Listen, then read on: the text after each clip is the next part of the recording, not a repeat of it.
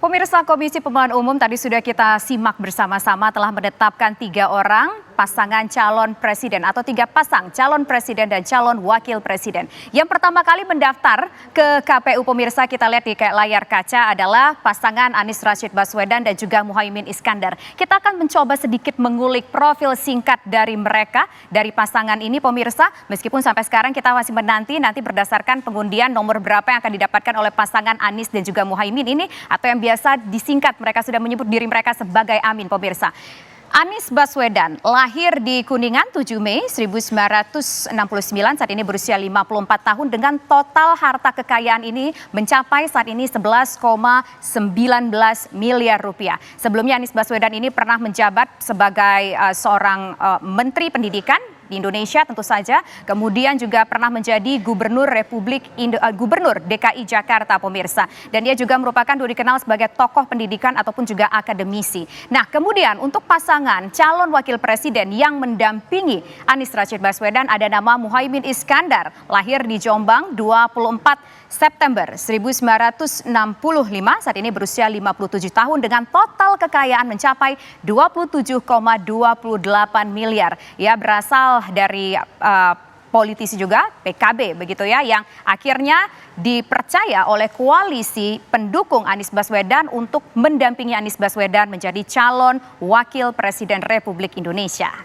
Kemudian pemirsa kita juga nanti akan mengajak Anda melihat profil lainnya dari siapa saja pasangan-pasangan lain. Kita sudah lihat di layar kaca sudah ada pasangan Ganjar Pranowo dan juga Mahfud MD. Kalau kita lihat sedikit profil dari mereka, Ganjar Pranowo ini merupakan politisi lahir di Karanganyar 20 Oktober 1968 dan saat ini berusia 55 tahun dengan total aset kekayaan ini mencapai 13,45 miliar rupiah. Kemudian kita ketahui juga Ganjar Pranowo ini merupakan politisi dari PDIP sebelum menjabat sebagai Gubernur Provinsi Jawa Tengah. Ia merupakan anggota DPR RI dari fraksi PDIP pula pemirsa. Dan kemudian ia dipercaya melalui pemilu untuk menjadi Gubernur Provinsi Jawa Tengah sampai dengan sekarang. Total kekayaannya mencapai 13,45 miliar rupiah. Sementara pendampingnya adalah Mahfud MD, lahir di Sampang 13 Mei, saat ini berusia 66 tahun dengan total kekayaan 29,54 miliar rupiah. Merupakan sosok menteri saat ini pemirsa di kabinet yang dipimpin oleh Presiden Joko Widodo, dan kalau kita ingat lagi flashback ke beberapa waktu yang lalu atau tepatnya pada pemilu 2019, nama Mahfud MD ini sempat masuk bursa untuk mendampingi Presiden Joko Widodo di putaran kedua Pilpres begitu atau di pemilu 2019 pada saat itu pemirsa. Namun ternyata ada sebuah perubahan dan Mahfud MD pun juga mengatakan bahwa ia masih menyimpan baju seragam yang seragam putih begitu yang waktu itu harusnya digunakan pada saat tahun 2019.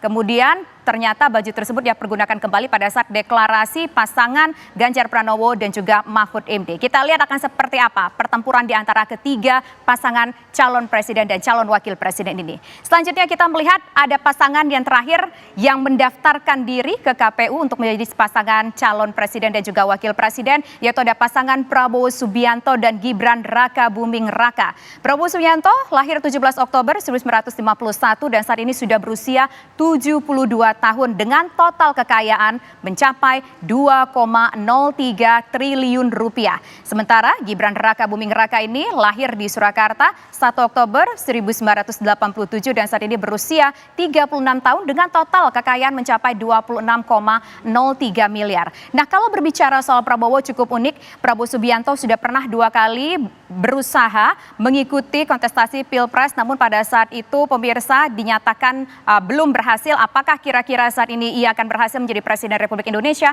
Semua tergantung kepada Anda pemirsa, tergantung dengan pilihan Anda karena sesuai dengan moto kami kabarkan, Anda putuskan. Kami memberikan informasi, Anda yang memutuskan pemirsa, seperti itu. Nah kemudian kita ketahui juga bahwa Prabowo Subianto ini merupakan pendiri dari salah satu partai yaitu Partai Gerindra yang juga tentu saja mengusung Prabowo Subianto sebagai calon Presiden Republik Indonesia. Sementara Gibran Rakabuming Raka adalah putra sulung dari Presiden Republik Indonesia Joko Widodo yang saat ini juga menjadi wali kota Solo ataupun Surakarta. Kita lihat pemirsa siapa di antara ketiga pasangan calon dan calon dan juga calon wakil presiden ini yang akan bisa melaju menjadi Presiden Republik Indonesia. Dan kalau melihat komposisinya, apakah kira-kira nanti selama 3 bulan ini akan terjadi sebuah pertarungan yang begitu sengit, baik itu ide dan juga gagasan? Apakah kira-kira akan terjadi 2 kali putaran ataukah cukup 1 kali putaran? Pemirsa, kita belum tahu sampai saat ini. Meskipun begitu banyak sekali analisis dari pengamat politik ataupun pakar politik